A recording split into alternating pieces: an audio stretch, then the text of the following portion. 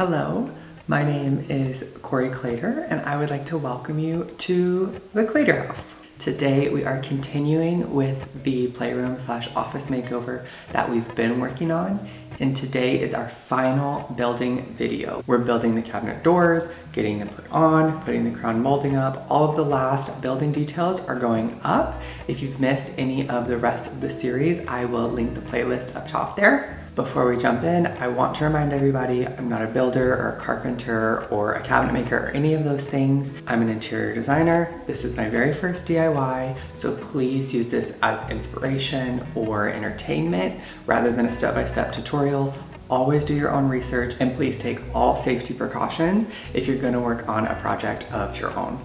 With that being said, let's jump right into it. Excuse the mess in the garage, but I'm working at my house on the cabinet doors. I've got my table saw and my router table set up, and I've got all of my pieces laid out. I kind of like set my router table up and tested it out on the left side of the doors over here, just routing out the middle channel. All of the pieces have this channel routed out on the inside.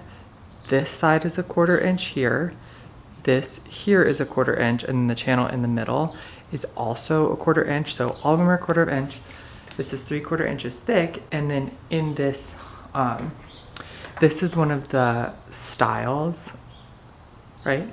No, this is one of the rails. So it's gonna sit this way. It's the bottom of a cabinet door. So this will be the bottom. This right here is a stile, so this will go this way. And then along the inside of all of it is this channel, and I'll cut out a middle panel out of plywood to sit inside these guys. And then on our rails here, it'll be the opposite of this. So instead of like a channel routed out, on this edge, it'll be the two edges cut away with a 1/4 inch in the middle that would fit inside this channel. So as this here, the edge of this would fit inside this channel, and then inside that would be a panel. I'll walk you through as I'm doing it. But like I said, I did one side routing out the middle of all of these for a middle panel. I'm gonna do the other side, and then all of these pieces have to go through the table saw to cut off like 1/2 inch to 1 inch. So I'm gonna go through, route out the middle of the other side, the whole right side, and then I'll go through and do the edges this way where I do the middle part protruding out and router away the sides. When we wake, hear the birds and see the sun. Side by side our fears are done. Oh, the good times just begun.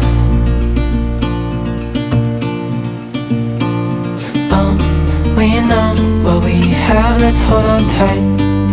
Found what we're looking for in life. Call us crazy, but things are finally right. With you and I, the future is bright. Oh, you and I, we got it. Oh, we don't need no more. Oh, even in the hard times, you and I can weather any storm.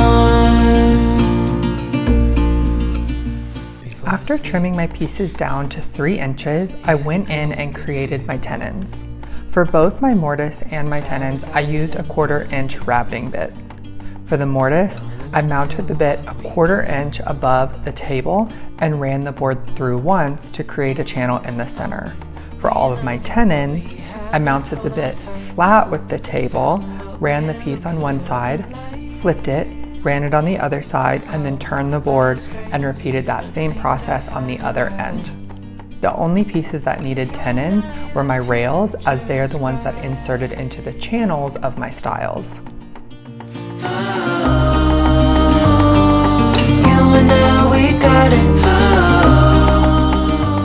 Okay, it's been a couple days. I got to the point of cutting my panels for the inside of the cabinet doors, and realized that I didn't order these space balls, is what they're called. I totally meant to order them like a week before I started this. And then I got to the point, realized that I didn't have them, and ordered them, and then they took like an extra week to come in. So I have them now. I'm back working on these doors. I could use my table saw to cut out these center panels. However, I hate using the table saw. It really scares me. So I am going to use a jigsaw and just cut them. I'm using, instead of like the big 4 foot by 8 foot half-inch plywood, I'm using just the project panels, the 2 by 4 foot, just because they're a little bit more manageable. I can get the cuts I need with less waste out of those. So I'm going to take my cabinet doors. This is just dry fitted, so it's not glued together or anything.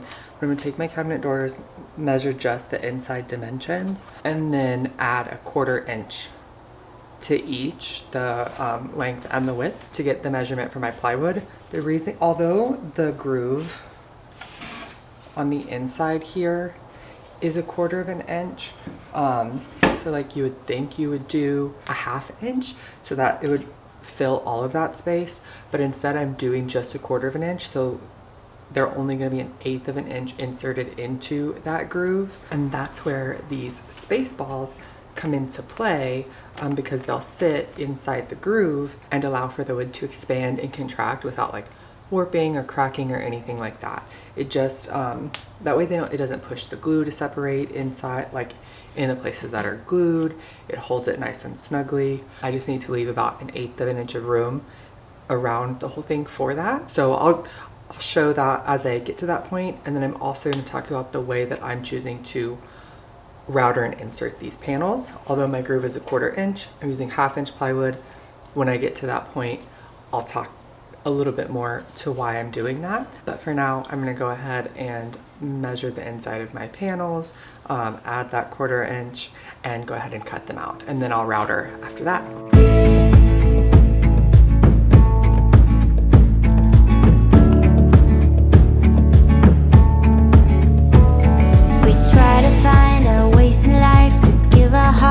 Soul a peace of mind, but you just wanna drink your wine and grab the glass and let it go down.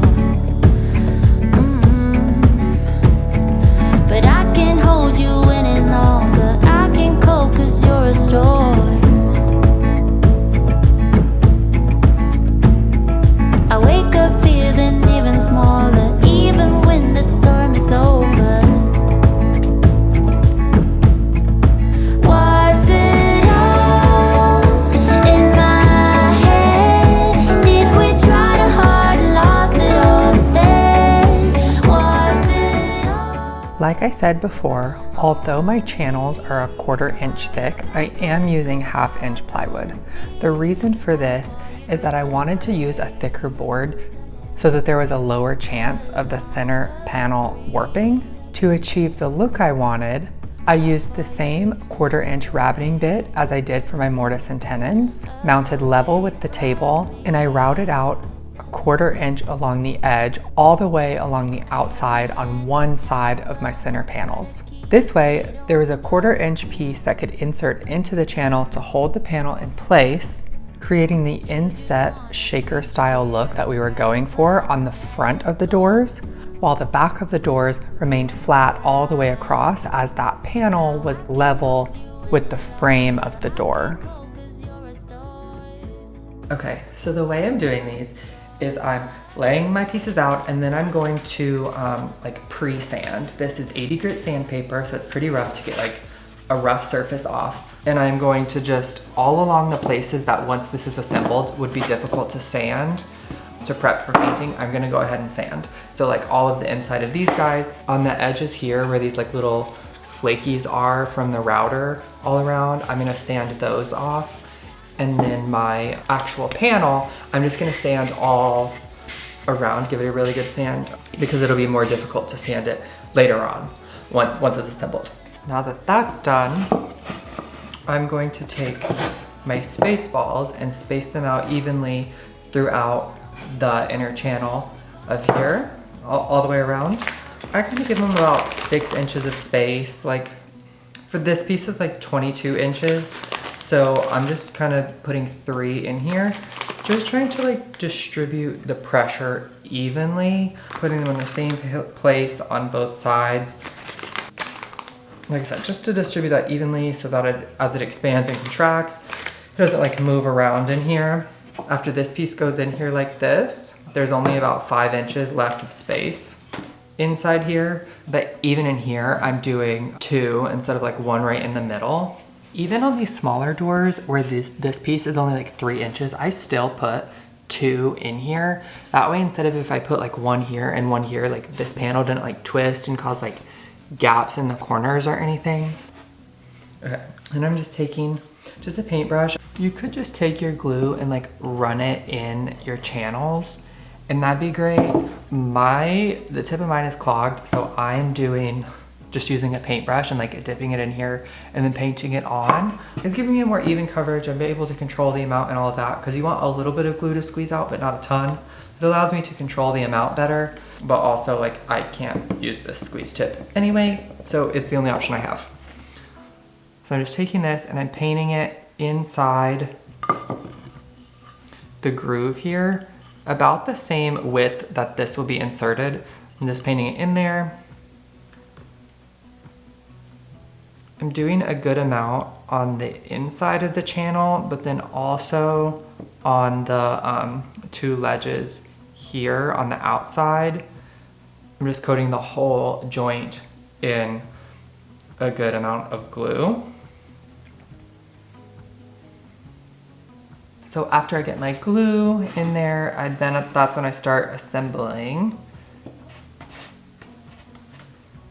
I have some big 3-foot clamps, some 36-inch clamps.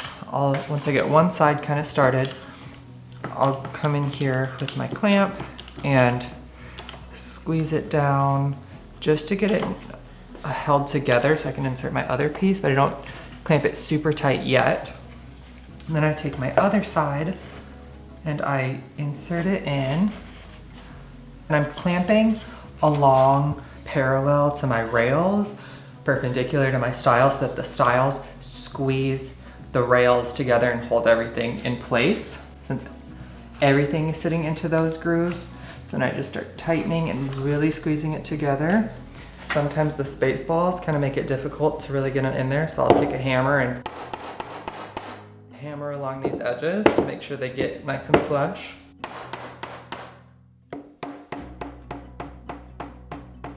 So then I've got 2 36-inch clamps holding it really nice and tight for that glue to cure. The one that I just clamped will look like this when it's done. You can see it's like inset on one side.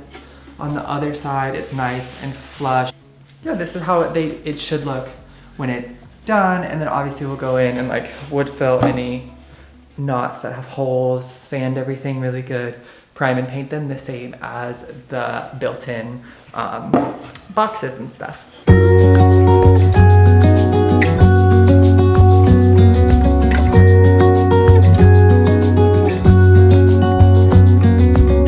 The brightest sky I have ever seen, the most colorful one like a dream.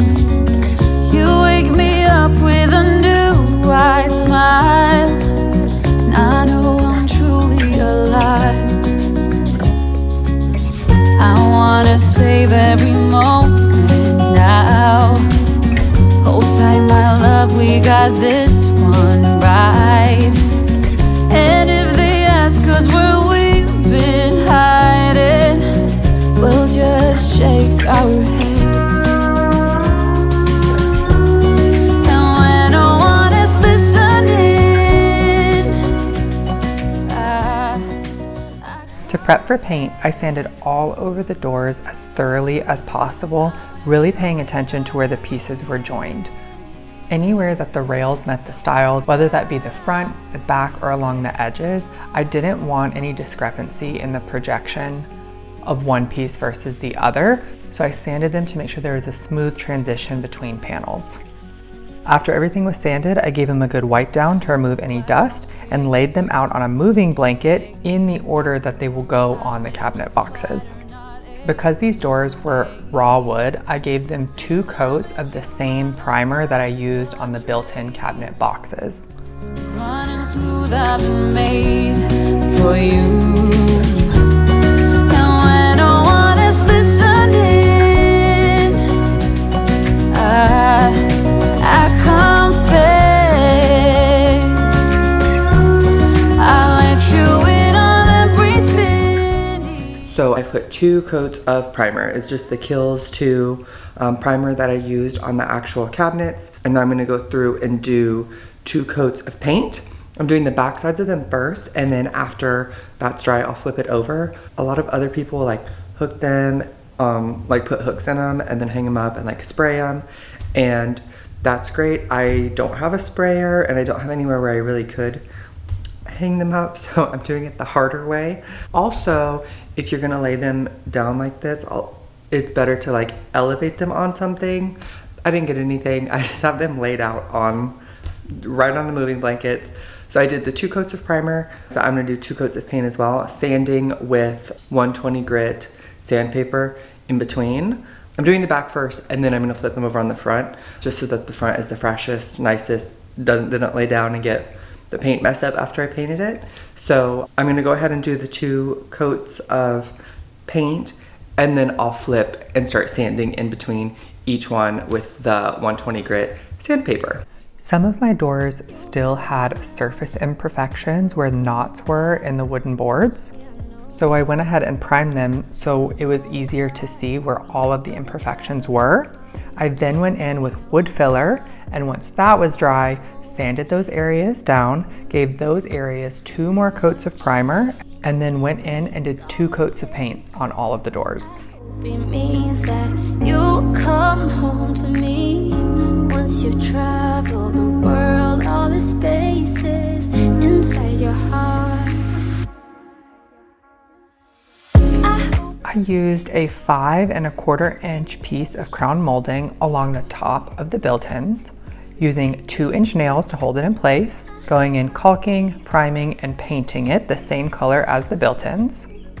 I added it to just the built-in wall, 1, to cover the holes that we left above the built-ins, but also to add to the illusion of this built-in wall being one solid piece of furniture that was built in, rather than just a piece of furniture or just something that was built into the wall. We wanted to add a little bit more architectural detail.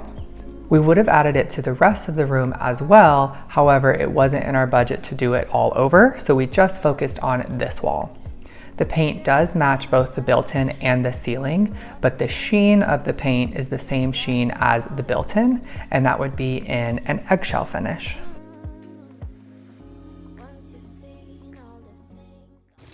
Okay, I'm back again working on this built-in project. I'm working on the drawers. Eventually they're gonna be filing drawers, but for now I'm just making a basic drawer box. I'm using the same process that I used to do the actual cabinet boxes as I am these drawer boxes. So I'm using my pocket hole jig and pocket hole screws, the same 1 1/4 inch. Just doing the same process as I did for those. When I assemble these are the side pieces, and these are the back and front pieces. When I do my pocket holes, instead of drilling in through, like doing my pocket holes this way, going from the side into the back, I'm going to do my pocket holes this way so that the screw goes into the side. That way, as the drawer is pulling, you're not pulling like if this is screwed in here and we're pulling the drawer this way, the screws are pulling against the screw, if that makes sense. Whereas this way, the screws will be going in sideways, so as you pull, the screw will move sideways with the drawer, so there's not, over time, there won't be separation, is the idea behind that, if that makes sense. They're being pulled on sideways instead of directly the way that the screw is drilled in. So I'm gonna go ahead and pocket hole those guys and assemble this. I hope I'll be your destination.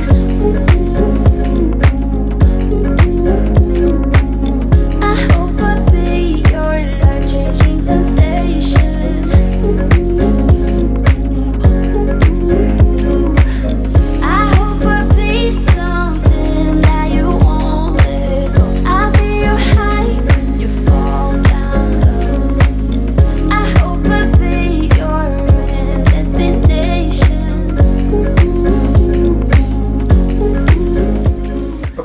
door boxes are built, and now it's time to install them. I bought these because this is 11 inches deep and I want to leave a little bit of room behind the drawers because of the outlet. I want to be able to plug a power strip in and then feed it into this cabinet in here for easy access. So my drawers themselves are only 10 inches and therefore my drawer slides are 10 inches. They're soft close. They've got the ball bearing rated up to, there we go. They've got the ball bearings rated up to, I think 150 pounds. I bought them in a pack of 8, which is exactly how many I needed. And they're just off of Amazon. So because these are gonna be turned into like filing drawers, I wanted them to be able to hold quite a bit of weight. They're made of plywood, so they're already kind of heavier, and with paper can get really heavy. So I wanted to make sure that they were rated for at least 100 pounds, and luckily these were 150. Now, these wooden pieces that you see are to make sure when I mount these drawer slides, they're not sitting behind the lip. There's like there's a half an inch between the face frame and the inside of the cabinet. So when I was building these, I didn't know exactly how I was gonna do these drawers, and that made it more difficult for me now, but that's okay. I have the just half-inch plywood.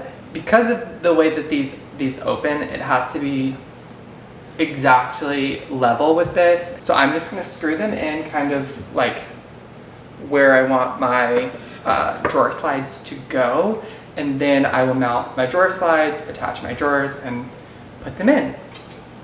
I hope I'll be your destination.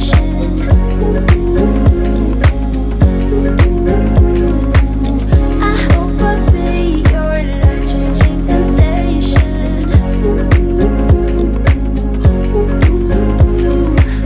I hope I'll be something that you won't let go. I'll be your high when you fall down low. I hope I'll be your destination.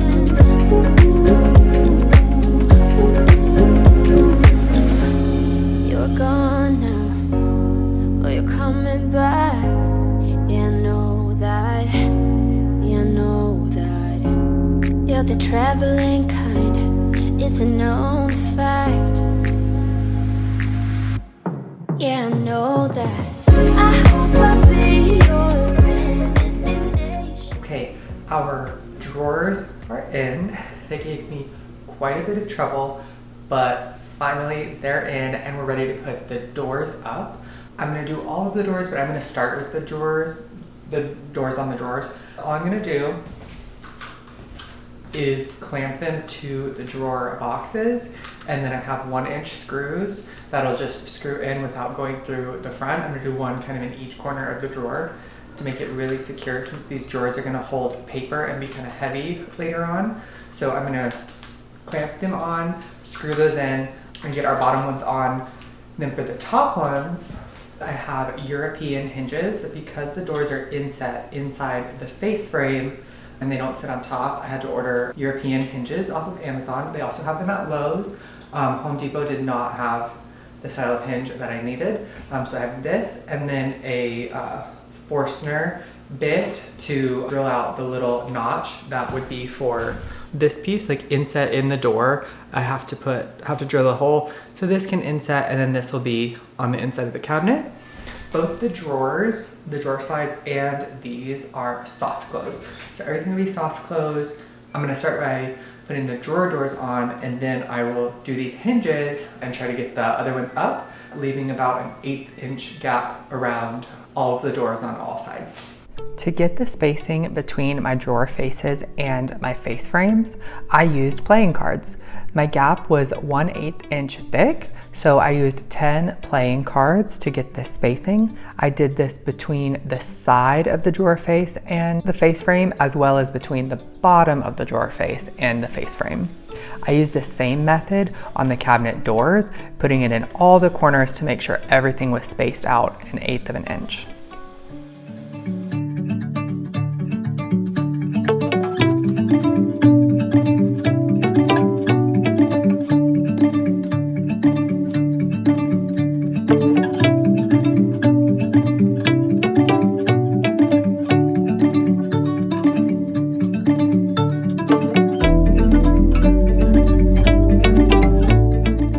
Just like I did for the drawer slides, I also had to use spacers for the cabinet hinges.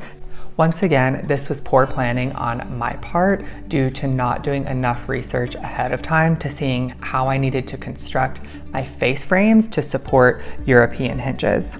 Just like I did on the drawer faces, I used 10 playing cards in all of the corners and between each of the doors to make sure that I had an 1/8 inch gap all the way around.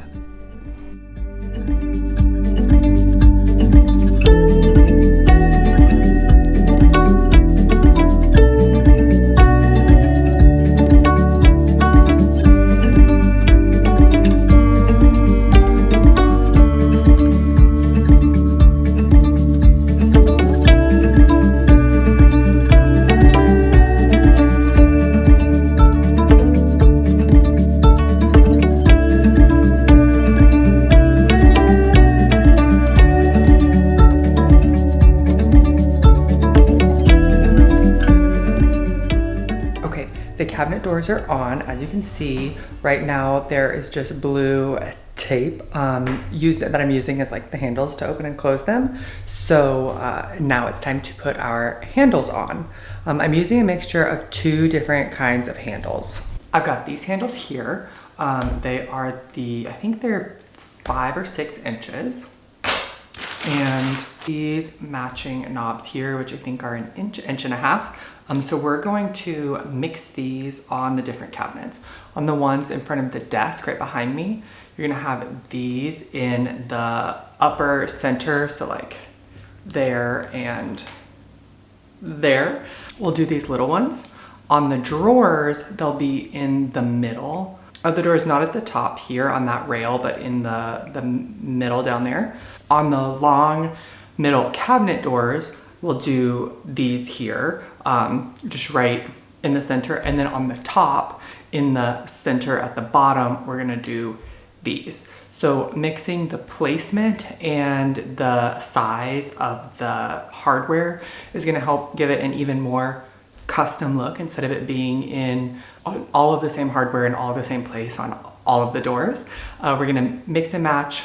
Like I said, both of these are from the same line, so they're the same hardware, so they go together, but mixing them will help give a more custom and modern look.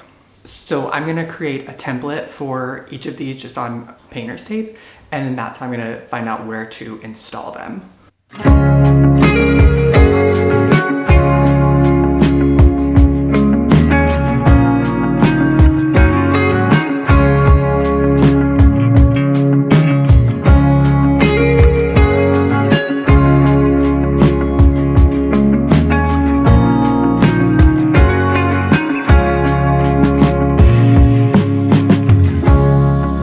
Waiting on the day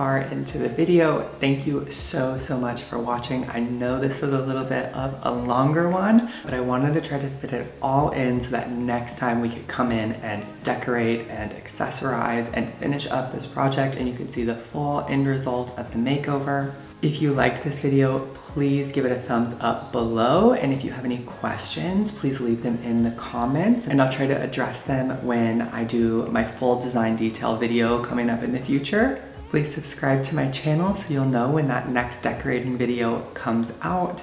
And until then, I am wishing you all my best. We got good things coming our way.